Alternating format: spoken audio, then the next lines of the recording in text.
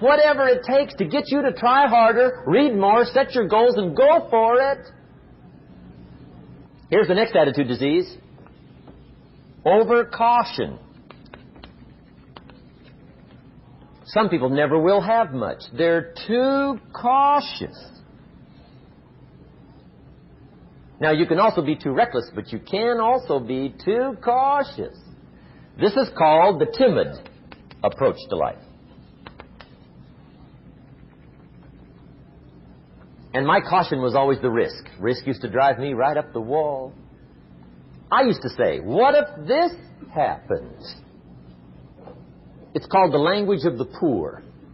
What if this happens? And on top of that, if this was to happen, look at the fix I'd be in. I better not try. I could always ace myself out. Then I'll tell you what changed my whole life when I finally discovered it's all risky. The minute you were born, it got risky. If you think trying is risky, wait till they hand you the bill for not trying.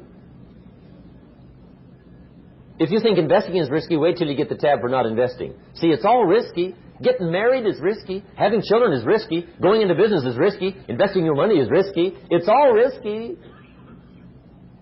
I'll tell you how risky life is. You're not going to get out alive. That's risky. The Englishman says, well, if that's the way it's going to work out, let's give it a go. Right, that's what it's for. Give it a go. Somebody says, yeah, but I'm looking for safety and security. Fine, then huddle in a corner. We'll cover you with a sheet, bring you 3 meals a day. And we'll protect you, feed you, look after you, care for you. We won't let anything happen to you. And you'll probably live to be 100. The guy said, well, yeah, I'd live to be 100. But what a way to live. Right. What a way to live, safe and secure. Don't ask for security. Ask for adventure. Better to live 30 years full of adventure than 100 years safe in the corner. And see, it's not important how long you live. What's important is how you live. Here's the next attitude disease. We're almost through with this motley list. In fact, we're almost through. Hang on. The next one is pessimism.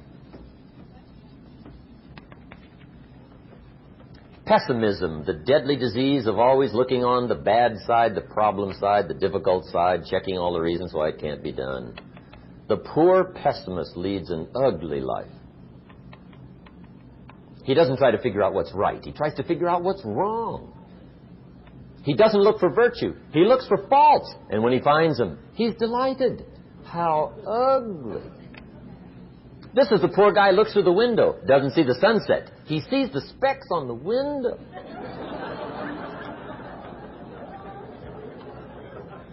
And this is the poor guy, right, who rushes up, takes such leave of his senses. This guy rushes up and he says, I've got 5 good reasons why it won't work. He's so dumb he doesn't know all you need's 1. He's got 5.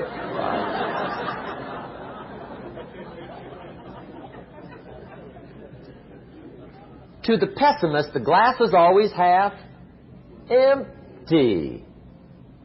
To the optimist, the glass is half full. Why would the same measure affect people 2 different ways? Answer, it all depends on how you look at it. Our lives are mostly affected by the way we think things are, not the way they are. The way we think they are affects us most. There's a subject we don't have time to get into tonight called better thinking habits. One of the major things Shoaff taught me when I met him, he said, poor thinking habits keeps most people poor. Not poor working habits. Most people work hard, but they don't think hard. And Shoaff taught me that the mind is like a factory, a mental factory. And whatever you think about all day long pours ingredients into this mental factory. And that's what builds the economic, social, financial fabric of your life. He quoted me a Bible phrase that says, as you think, so you become. How awesome. When he talked about poor thinking habits, he had me. I used to start the day reading the morning newspaper. I mean, you can believe that or not. I'd get a cup of coffee and read the paper. I'd load up on wars and riots and murders and stabbings and killings and bank robberies and muggings and car wrecks and tragedies. I'd even read the back pages. I seem to like that stuff for some weird reason. I'd load up on all that, and then I'd start the day. You can imagine the kind of days I used to have. You walk around on your financial knees. They call you economic peewee.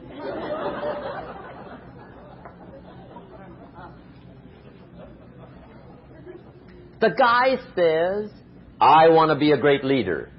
Wonderful. The first thing we do is follow him to his house. When we get there, we walk in and check his library, number one. Somebody says, well, why check his library? The reason is because what a man reads pours massive ingredients into his mental factory, and the fabric of his life is built from those ingredients. You would not believe what some people have got in their house to read. You would not believe. One of the best dressed up words I know for a lot of it is trash. Can you imagine dumping a barrel of trash into this mental factory every day and coming out with a rich, dynamic, positive life? It can't be done. You might as well try making a cake with cement. The kids back in Danbury, Connecticut, high school, they're asking me questions one day. I'm talking to the kids. Kids got good questions these days. One of them said to me, Mr. Rohn, how do you build the good life? I said, it's simple. It's not easy, but it's simple. Here's how you build anything. Select the right ingredients, keep out the wrong ingredients, and it starts with thought. Everything starts with thought. So you must be wise and careful what you think about, because that starts everything. You got to be wise and careful. I asked the kids, what would happen if somebody dropped sugar in my coffee? They said, well, you'd be okay. I said, what if somebody dropped strychnine in my coffee? They said, well, you'd be dead. I said, correct. Lesson 1. Life is both sugar and strychnine. You gotta be careful. I said, what if my worst enemy drops in the sugar? They said, will you be okay? I said, what if my best friend, even by accident, drops in the strychnine? They said, well, you'd be dead. I said, correct. Lesson 2. Watch your coffee.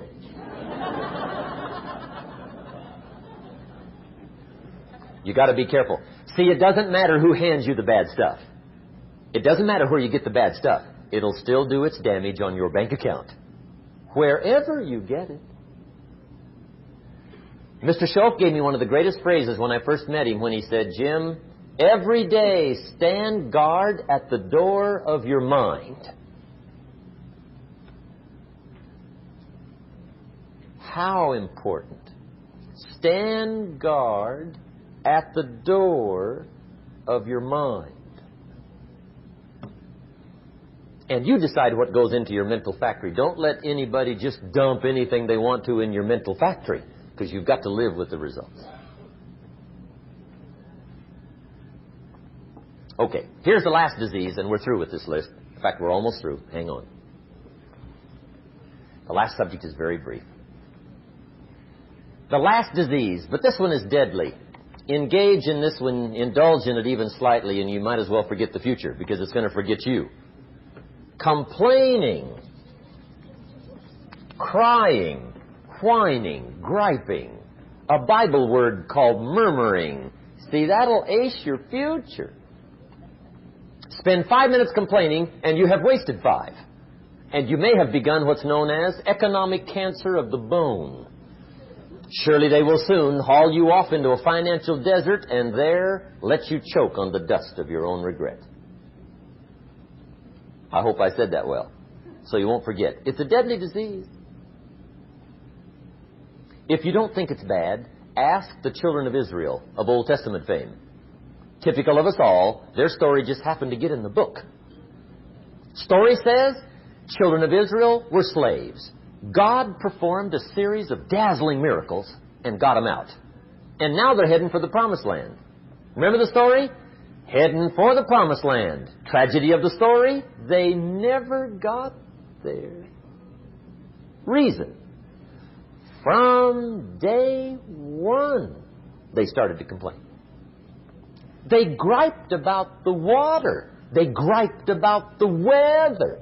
They whined and cried and griped about the food. They griped about the leadership. They whined and cried because it was too far, too cold, too hot, too difficult, too miserable. I mean, they whined and cried for years. Finally, God said, I've had it, trip canceled. Or something like that. The story says they died in the desert, never got to the promised land. Which I think means two things. Indulge in this long enough, you get your future canceled. And I guess it also means even God Himself can only take so much.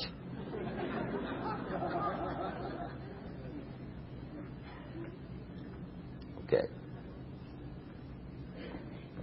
Just be on the lookout of the things that can destroy all the good you start. The war is on.